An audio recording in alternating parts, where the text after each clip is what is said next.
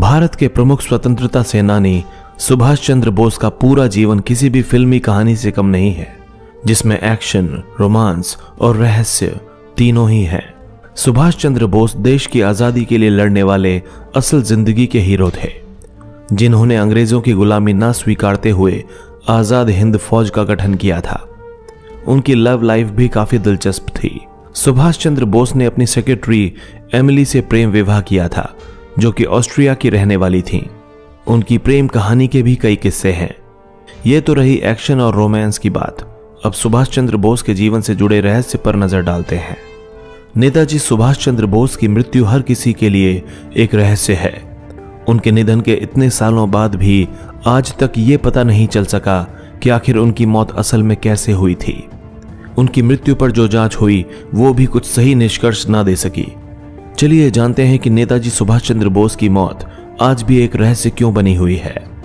सरकारी दस्तावेजों के मुताबिक सुभाष चंद्र बोस की मौत 18 अगस्त 1945 को एक विमान हादसे में हुई थी।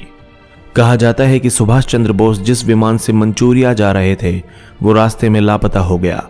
उनके विमान के लापता होने से ही कई सवाल खड़े हो गए, जैसे कि क्या विमान दुर्घटनाग्रस्त हुआ था, क्या सुभाष चंद्र बोस की मौत एक हादसा थी या फिर एक हत्या। उसी साल 23 अगस्त को जापान की एक संस्था ने एक खबर जारी की, जिसमें कहा गया कि सुभाष चंद्र बोस का विमान ताइवान में दुर्घटनाग्रस्त हुआ था, जिसकी वजह से उनकी मृत्यु हो गई। किसी देश की संस्था से ऐसा बयान आने पर इस हादसे को सच माना जा सकता था, लेकिन कुछ ही दिन बाद जापान सरकार ने पुष्टि की कि ताइवान में उस दिन कोई विमान हादसा हुआ ही नहीं था। इस बयान से संशय और बढ़ गया। जब कोई विमान हादसा हुआ ही नहीं तो नेताजी कहां गए। सुभाष चंद्र बोस की मौत इसलिए भी एक रहस्य बनी हुई है क्योंकि आरोप लगा कि जवाहरलाल नेहरू ने बोस के परिवार की जासूसी करवाई थी। अप्रैल 2015 में इस मुद्दे पर आईबी की 2 फाइलें सार्वजनिक हुईं, जिसके बाद विवाद खड़ा हो गया। इन फाइलों के मुताबिक आजाद भारत में करीब 2 दशक तक आईबी ने नेताजी के परिवार की जासूसी की। कई जानकारों का मानना है कि पंडित नेहरू को भी सुभाष चंद्र बोस की मौत पर शक था, इसलिए वह बोस परिवार के पत्रों की जांच करवाते थे ताकि अगर नेताजी परिवार से संपर्क करें तो पता चल सके। बाद में सुभाष चंद्र बोस की मृत्यु से जुड़ी 37 फाइलें सरकार ने सार्वजनिक कर दी थीं, लेकिन इन फाइलों में भी ऐसे पुख्ता सबूत नहीं मिले जो दावा कर सकें कि सुभाष चंद्र बोस की मौत विमान हादसे में ही हुई थी। नेताजी के समर्थकों का मानना है कि वो देश की आजादी के वक्त भी जीवित थे, लेकिन इस बात का कोई भी सबूत नहीं है। आज भी सवाल बरकरार है कि क्या 1945 में विमान हादसे में ही सुभाष चंद्र बोस की मृत्यु हुई थी। अगर हां तो यह हादसा था या हत्या, और अगर नहीं तो नेताजी कहां गए और क्यों दुनिया से छुप कर रहे। कुछ साल पहले नेताजी की मृत्यु से जुड़ी एक और थ्योरी सामने आई थी, जिसमें गुमनामी बाबा नाम के एक शख्स का जिक्र था। कहा जाता है कि गुमनामी बाबा ही सुभाष चंद्र बोस थे। क्या नेताजी सुभाष चंद्र बोस और गुमनामी बाबा एक ही शख्स थे? क्या नेताजी ने ही गुमनामी बाबा बनकर अपनी जिंदगी के आखिरी वक्त फैजाबाद में गुमनाम जिंदगी के तौर पर गुजारी थी, या फिर गुमनामी बाबा नेताजी के बेहद खास थे? 17 सितंबर 1985 इस कहानी की शुरुआत इसी तारीख से होती है जब फैजाबाद में गुमनामी बाबा की अचानक मौत हो जाती है। मौत के 2 दिन बाद 19 सितंबर 1985 को शाम करीब 4 बजे फैजाबाद के ही गुफ्तार घाट पर सरयू नदी के किनारे गुमनामी बाबा का अंतिम संस्कार कर दिया जाता है, मगर हैरत अंगेज तौर पर उनका चेहरा किसी को देखने नहीं दिया जाता। गुमनामी बाबा की मौत से पहले उनकी जिंदगी एक तरह से गुमनाम से ही थी। इसकी वजह यह थी कि गुमनामी बाबा बेहद रहस्यमयी तरीके से रहा करते थे। आम लोग उनका चेहरा तक भी नहीं देख पाते थे। वे थोड़े थोड़े वक्त पर किराए का घर बदलते रहते थे, यहाँ तक कि उनके निजी सेवक भी कुछ महीनों में ही बदल जाते थे। उनकी मौत के 2 दिन बाद जब सेवकों ने घर की तलाशी ली तो पहली बार एक अफवाह फैजाबाद से बाहर निकलकर देश के कोने कोने तक जा पहुंची। दरअसल कई बक्सों में बंद सामान जब बाहर निकाला गया तो अचानक चर्चा शुरू हो गई कि गुमनामी बाबा कोई और नहीं बल्कि नेताजी सुभाष चंद्र बोस थे। अब सवाल यह था कि अगर नेताजी ही गुमनामी बाबा थे तो फिर 1945 में विमान हादसे में किसकी मौत हुई थी? क्योंकि भारत सरकार ये घोषित कर चुकी थी कि नेताजी की विमान हादसे में मौत हो चुकी है। और आखिर वो सामान क्या था जो गुमनामी बाबा को नेताजी बता रहा था? तो पहले गुमनामी बाबा के बक्से के बरामद सामान पर एक नजर डालते हैं। असल में जो सामान गुमनामी बाबा के पास से मिला था उसमें कोलकाता में हर साल 23 जनवरी को मनाए जाने वाले नेताजी के जन्मोत्सव की तस्वीरें थीं। लीला रॉय की मौत पर हुई शोक सभाओं की तस्वीरें भी थीं। नेताजी की तरह पहने जाने वाले दर्जनों गोल चश्मे थे, 555 सिगरेट और विदेशी शराब थी।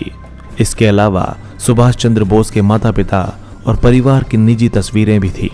एक रोलेक्स की जेब घड़ी थी और आजाद हिंद फौज की एक यूनिफॉर्म भी थी। इसके अलावा कई अखबार, जर्मन, जापानी और अंग्रेजी साहित्य की ढेरों किताबें भी मिली। जानकारों का कहना था कि गुमनामी बाबा फर्राटेदार इंग्लिश और जर्मन भी बोलते थे।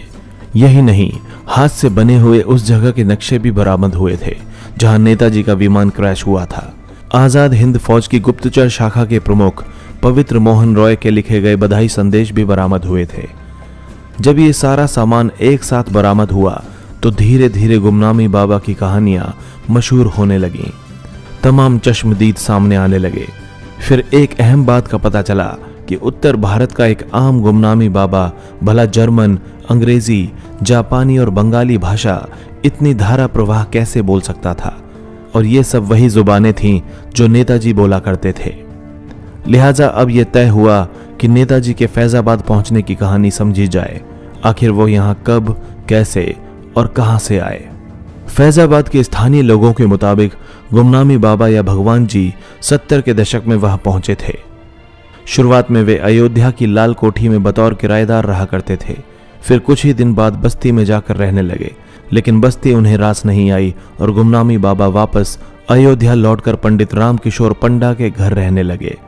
फिर कुछ साल बाद उनका अगला पड़ाव था अयोध्या सब्जी मंडी के बीचों बीच स्थित लखनवा हाता, जहां वे बेहद गुप्त तरीके से रहे। आखिरी वक्त में गुमनामी बाबा फैजाबाद के राम भवन में 2 कमरों के मकान में रहा करते थे, जहां उनकी मृत्यु हुई। गुमनामी बाबा की मौत के बाद सामान के साथ कुछ ऐसी बातें भी बाहर आईं जिनको लेकर लोगों को यकीन सा होने लगा था कि गुमनामी बाबा ही नेताजी थे। गुमनामी बाबा फैजाबाद कैसे पहुंचे, कहां से आए, किसी को पक्के तौर पर नहीं पता था। गुमनामी बाबा हमेशा हर जगह बेहद गुप्त तरीके से क्यों रहते थे? गुमनामी बाबा किसी को अपना चेहरा क्यों नहीं दिखाते थे? वो कौन लोग थे जो हर साल 23 जनवरी और दुर्गा पूजा पर गुमनामी बाबा से मिलने गुप्त तरीके से आते थे? 23 जनवरी नेताजी का जन्मदिन होता है। इन 2 मौकों पर बाबा के निजी सेवकों को भी उनसे मिलने क्यों नहीं दिया जाता था? अगर गुमनामी बाबा एक संत महात्मा थे तो इतनी फर्राटेदार अंग्रेजी और जर्मन कैसे बोलते थे? गुमनामी बाबा के पास दुनिया भर के नामचीन अखबार, पत्रिकाएं, साहित्य, सिगरेट और शराब कौन पहुंचाता था? कहते हैं जब गुमनामी बाबा की मौत के बाद उनके नेताजी होने की बातें फैलने लगीं तो नेताजी की भतीजी ललिता बोस कोलकाता से फैजाबाद आईं और गुमनामी बाबा के कमरे के बरामद सामान को देखकर ये कहते हुए फफक कर रो पड़ी कि ये सब कुछ उनके चाचा का ही है।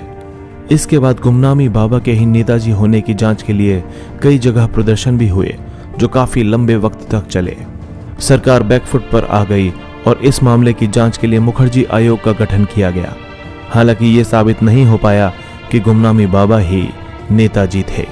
इसके बाद 2 और कमीशन इस जांच के लिए बने, लेकिन सब ने गुमनामी बाबा को नेताजी मानने से इनकार कर दिया।